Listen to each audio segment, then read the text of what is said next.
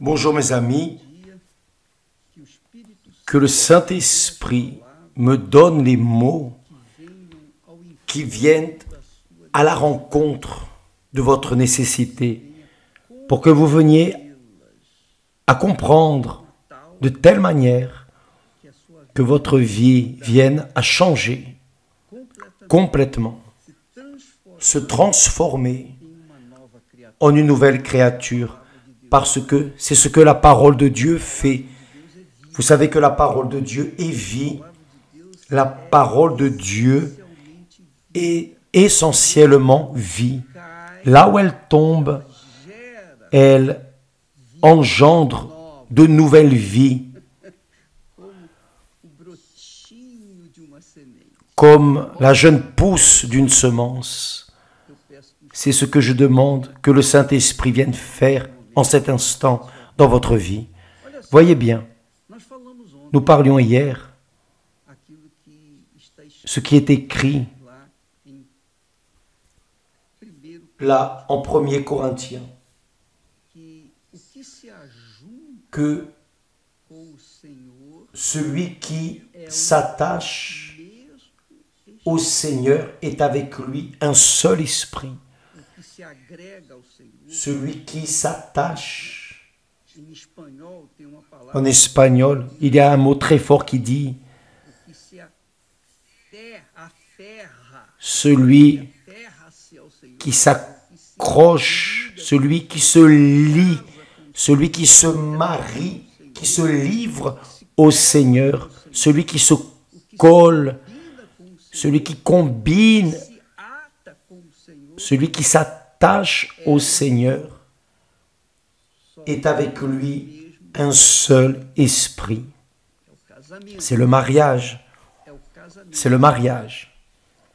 Voyez, nous avons ici, dans le texte sacré,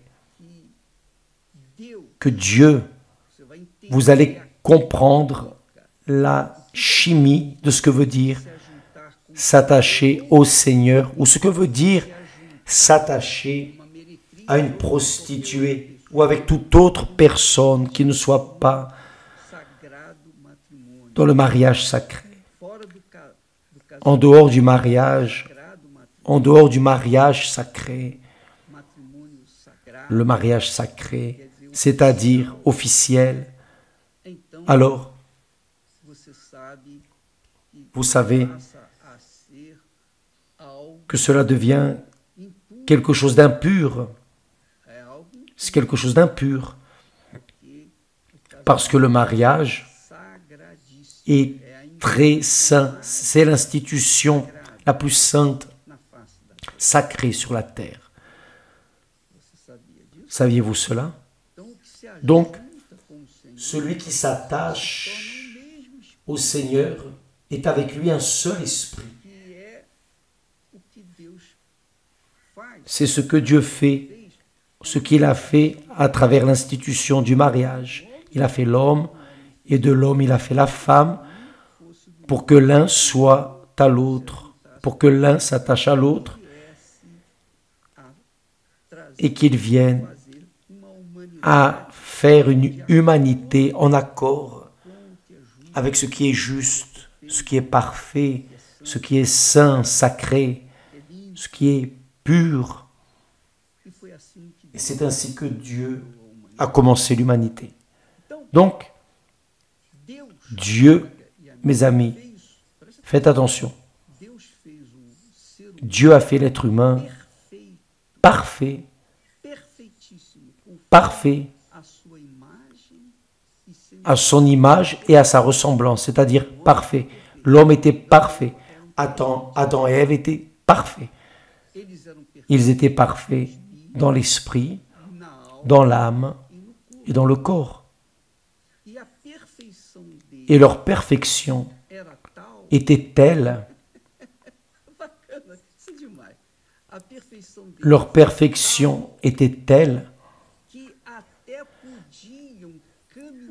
qu'ils pouvaient même marcher avec Dieu dans le jardin d'Éden. Parce que Dieu est parfait, jamais il ne marcherait avec quelqu'un d'imparfait, n'est-ce pas? Donc, Dieu, à cause de la perfection, parce que l'être humain était la plus grande œuvre de Dieu. Il a fait les cieux, la terre, tout parfait, mais l'être humain a été sa plus grande œuvre. Il a mis dans cet être humain son image, sa ressemblance. Il n'a pas mis son image dans les cieux, il n'a pas mis son image sur la terre, les mers, bien que vous voyez une beauté indescriptible. Mais il a mis son image et sa ressemblance dans l'homme, dans l'être humain, Adam et Ève. Donc, ils pouvaient marcher ensemble. Dieu sortait de son trône dans les cieux et il venait marcher, se promener avec Adam et Ève dans le jardin. Comme étaient parfaits Adam et Ève, n'est-ce pas? Bien, Dieu a projeté ce qui était parfait, ce qui est parfait pour vous, pour moi, pour nous tous. Pensez avec moi. Si, faites attention, si Adam et Ève n'avaient pas désobéi à la voix de Dieu, s'ils ne s'étaient pas rebellés contre la parole de Dieu, alors Adam et Ève engendreraient des enfants parfaits. Voyez quelle merveille! Adam et Ève engendreraient des enfants parfaits et toute l'humanité serait parfaite. Y avez-vous déjà pensé? Imaginez maintenant. Imaginez. Il n'y aurait pas la figure de la mort. La mort n'existerait pas. Le mensonge n'existerait pas. Ce qui est erroné dans ce monde n'existerait pas. Donc, la race humaine serait parfaite. Il n'y aurait personne avec des défauts physiques. Personne ne resterait vieux et encore moins chauve. Y avez-vous déjà pensé? Il n'y aurait pas de mort physique, ni la mort spirituelle. Il n'y aurait pas le mensonge, la trahison, le divorce, la séparation, les maladies, les infirmités, les épidémies, enfin. Il n'y aurait pas le mal dans la race humaine. Le mal ne serait pas marié à la race humaine. Seul le bien, seul Dieu. Peut-être que vous dites, évêque, vous riez de tant de disgrâce. Non, je ne ris pas de la disgrâce. Je ris de la manière dont je peux voyager dans le temps, là en arrière, dans mon imagination. Vous aussi, nous pouvons voyager au commencement de la création. Imaginez Dieu se promenant avec Adam et Ève. Imaginez. Au coucher du soleil, Dieu se promenait dans le jardin d'Éden. Avez-vous déjà imaginé, mes amis, s'il n'y avait pas le péché? Jusqu'à aujourd'hui, Dieu serait en train de se promener avec l'humanité. Imaginez, tous les êtres humains, nous naîtrions parfaits, nous n'aurions pas le besoin de faire une chirurgie plastique pour améliorer le nez, les lèvres, pour faire des implants de cheveux. Nous n'aurions pas de vanité.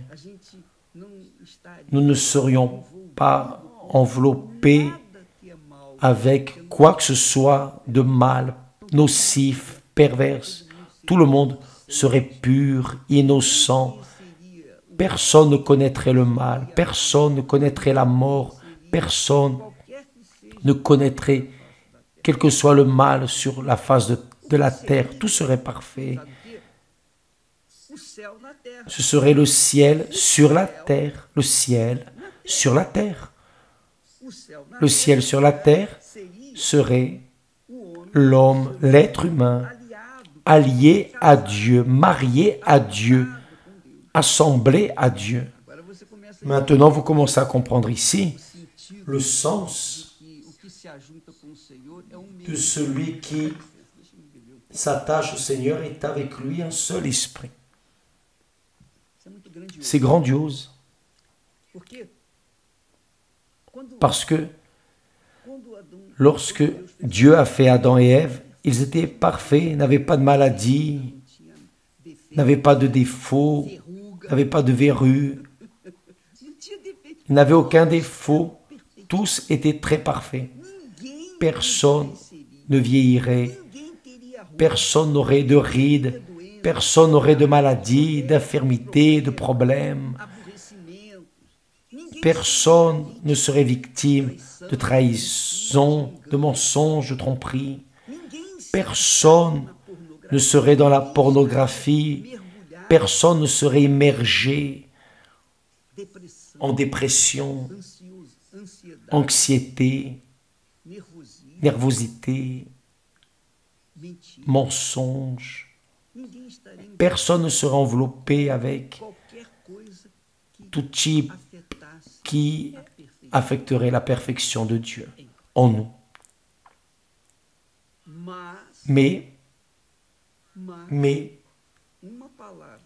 une parole du diable a fait que Ève se laisse entraîner, se laisse corrompre, et elle a transmis sa corruption, le mal, à son mari, à Adam. Et les deux ont commencé dans le péché. Le texte sacré dit, voyez, mes chers amis, faites très attention. Il dit qu'ils entendirent la voix de l'Éternel Dieu, c'est-à-dire Adam et Ève ont entendu la voix de l'Éternel Dieu. Mais où étaient-ils? Ils étaient cachés. Ils entendirent la voix de l'Éternel Dieu qui disait « Hé, Adam, où es-tu, Ève ?» Il parcourait le jardin vers le soir. Les cherchants, où sont-ils? Où sont Adam et Ève? Ils savaient toutes les choses. Ils savaient qu'ils étaient cachés, qu'ils avaient péché. Mais Dieu même ainsi est allé. Et où étaient Adam et Ève? Ils étaient cachés. C'est écrit. Et l'homme et sa femme se cachèrent loin de la face de l'Éternel Dieu, au milieu des arbres du jardin. Ce qui arrive aujourd'hui à l'humanité, elle essaie de se cacher de Dieu. Elle essaie de faire semblant, elle fait semblant que Dieu n'existe pas. Ah, quel Dieu! Et elle se cache, ou essaie de se cacher, essaie de cacher leurs péchés, leurs mensonges, leurs tromperies, leurs trahisons, leur corruption, leurs immoralités. Elles essaient de cacher avec des fantaisies, avec les fantaisies que le monde offre, c'est-à-dire le monde du mal, le monde du diable. Avant, il n'y avait pas de mal. La figure du mal n'existait pas. Seulement du bien. Donc Adam et Ève pouvaient marcher avec Dieu, parler à Dieu, dialoguer avec lui. Imaginez Caïn et Abel, s'ils étaient nés à cette époque, remplis de perfection. Il n'y aurait pas eu d'assassinat, il n'y avait pas de mort. Comment l'un pourrait-il tuer l'autre? Il n'y avait pas de mort. Il n'y avait pas de jalousie. Tous étaient des offrandes pures. Tous seraient des offrandes saines, pures, qui sanctifieraient le nom du Seigneur Dieu. Mais le péché est venu. Et avec le péché, toute la race humaine a été contaminée. Le texte sacré dit,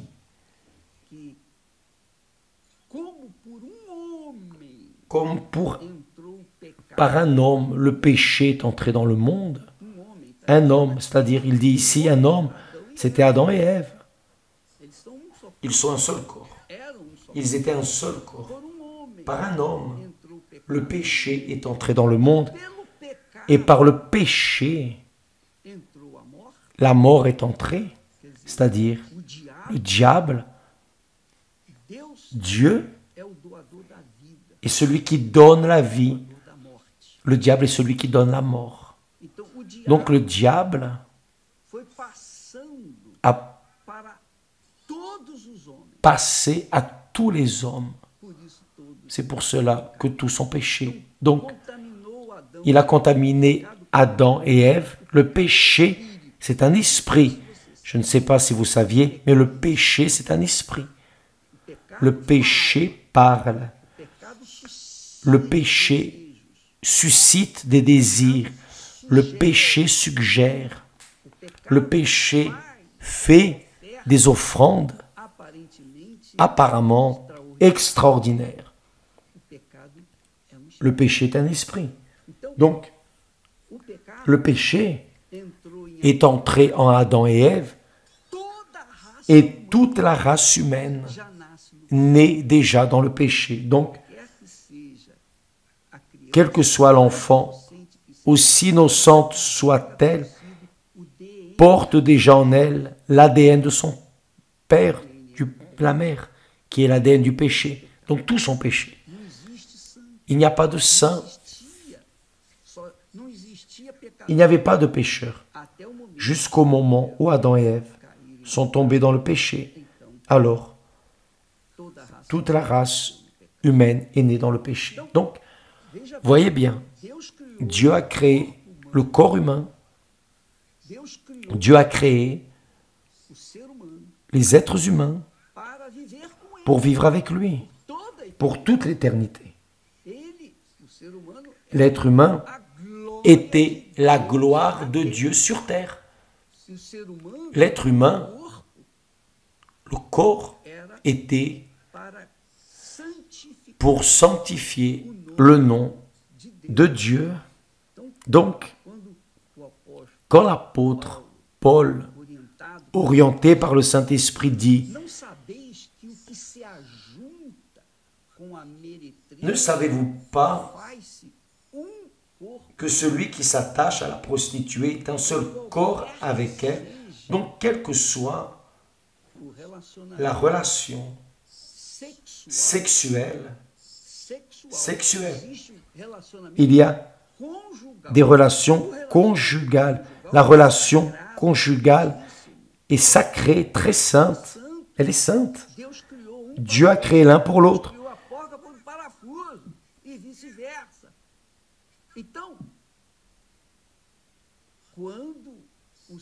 Lorsque le sexe est conjugal, alors cela est sacré.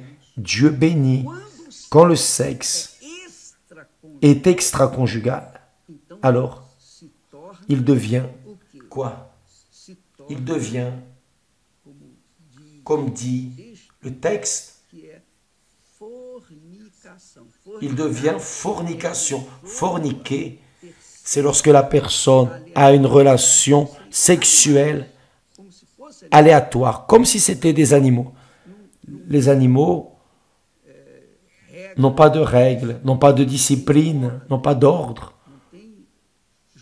n'ont pas de justice. L'animal est irrationnel. Il a une âme, mais n'a pas d'esprit. Mais l'homme a une âme et il a l'esprit. L'esprit, c'est l'intelligence qui donne la direction à l'âme pour qu'elle marche en accord avec la parole de Dieu. Donc Dieu a créé l'homme Dieu a créé l'homme pour être son image et ressemblance pour toute l'éternité. Ce n'était pas pour mourir. C'était pas pour mourir. Mais à cause du péché, il a perdu cette gloire d'être pur, saint. Et évidemment, il a perdu le droit de marcher avec Dieu. Mais faites attention. Dieu veut encore résoudre ce problème du péché. Il a déjà résolu avec Jésus, parce qu'il a créé l'homme pour sa gloire. Il a créé l'homme pour sa gloire. L'homme a perdu cette gloire. Donc, qu'a-t-il fait? Il a envoyé son Fils pour donner vie, son âme, pour sauver l'âme humaine. Donc, qui accepte Jésus? Qui accepte Jésus comme Seigneur, qui se rend à Jésus, qui se soumet au Seigneur Jésus? C'est pour cela qu'à l'Église universelle, nous avons là écrit bien en haut, Jésus-Christ est le Seigneur. Donc, quiconque se soumet à l'autorité du Seigneur Jésus devient un serviteur. Et quand il devient serviteur, l'Esprit du Seigneur Jésus vient et fait sa demeure en lui. Donc, Dieu a fait le corps pour être sanctifié à travers ce corps. Ce corps s'est corrompu, alors il a envoyé son Fils Jésus pour donner sa vie, pour racheter ce corps. Je veux dire, esprit, âme et corps. Mais qui se rend, qui se soumet à la parole de Dieu, qui continue à écouter la parole de Dieu, comme anciennement, où Adam et Ève écoutaient la parole de Dieu et restaient parfaits pendant un temps. Ils se sont maintenus parfaits. Donc, qui écoute la parole de Dieu et y obéit, bien sûr, ce n'est pas seulement écouter, savoir, avoir la connaissance, mais qui obéit, suit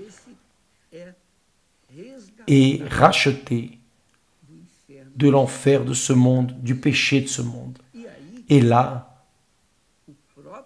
Dieu lui-même, dans la personne du Saint-Esprit, vient et fait sa demeure en lui, dans cette créature, à travers le Saint-Esprit. C'est pour cela qu'il dit,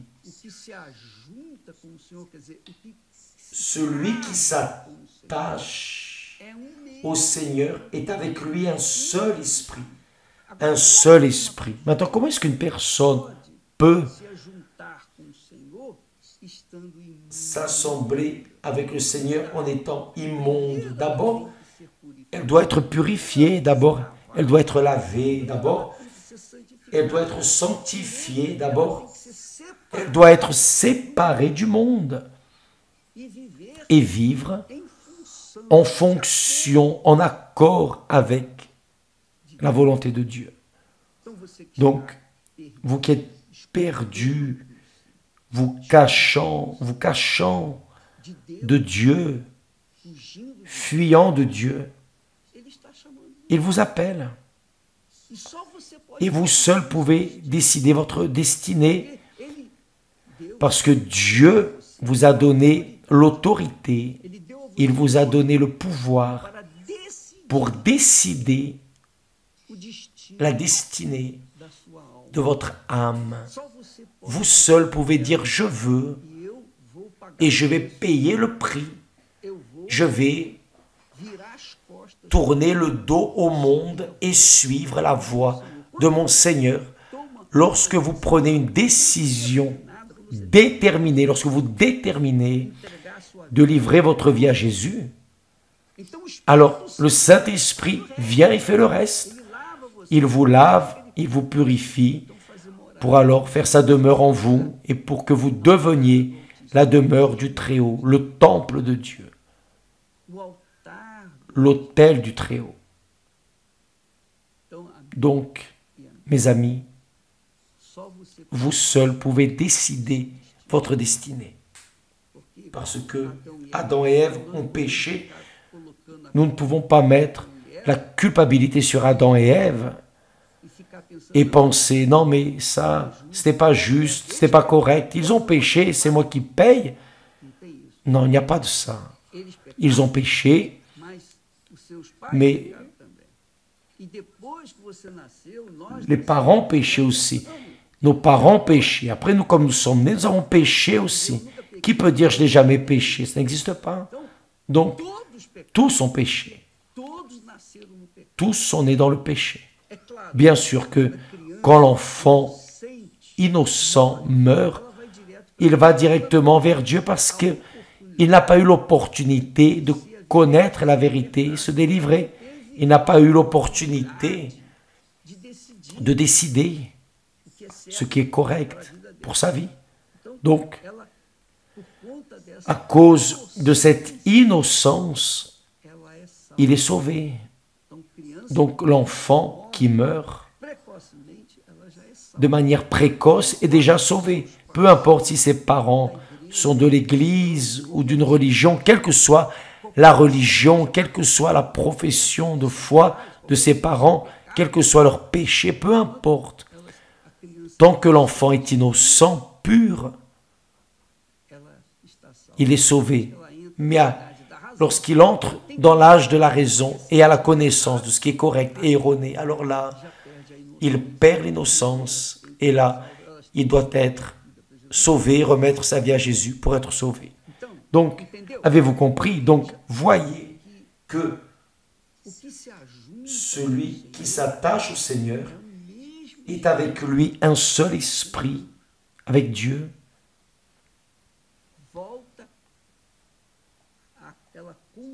Il revient à cette condition antérieure avant le péché, parce que Dieu fait sa demeure dans cette créature. Maintenant, si la personne utilise son corps pour s'attacher avec qui que ce soit, en dehors du mariage sacré, en accord avec ce qui est écrit dans les Saintes Écritures, l'homme quittera son père et sa mère et s'attachera à son épouse, et les deux deviendront une seule chair. C'est la même chose quand l'être humain laisse le péché et se marie au Seigneur Jésus, c'est-à-dire s'allie, fait une alliance, un pacte avec le Seigneur Jésus, alors le Saint-Esprit vient et colle avec son Fils Jésus. Il commence à faire sa demeure en lui et cette personne devient une créature de Dieu. Et là, c'est pour cela, elle n'a même pas besoin de dire, personne n'a besoin de dire tu es de Dieu, tu ne l'es pas. Le diable peut dire tu n'es pas de Dieu. Le diable peut dire ce qu'il veut, les personnes peuvent dire ce qu'elles veulent, peu importe. Quand la personne reçoit le Saint-Esprit confirme en elle qu'elle est, c'est tout. Elle n'a pas le moindre doute, aucun doute, zéro. Elle vit en paix avec elle-même et par-dessus tout avec Dieu. Avez-vous compris, mes chers amis? Votre vie dépend de vous, dépend de votre tête, de votre esprit. Dieu nous a donné l'esprit pour penser, raisonner, peser, pour que nous puissions alors arriver à la conclusion correcte, choisir le correct, choisir de manière correcte. Là oui, nous choisissons en accord avec sa parole, dans son esprit, alors le Saint-Esprit s'attache à nous, ou nous nous attachons à l'esprit et nous sommes un seul esprit. Demain, nous parlerons plus à ce sujet. Que Dieu vous bénisse tous et à bientôt au nom du Seigneur Jésus. Amen.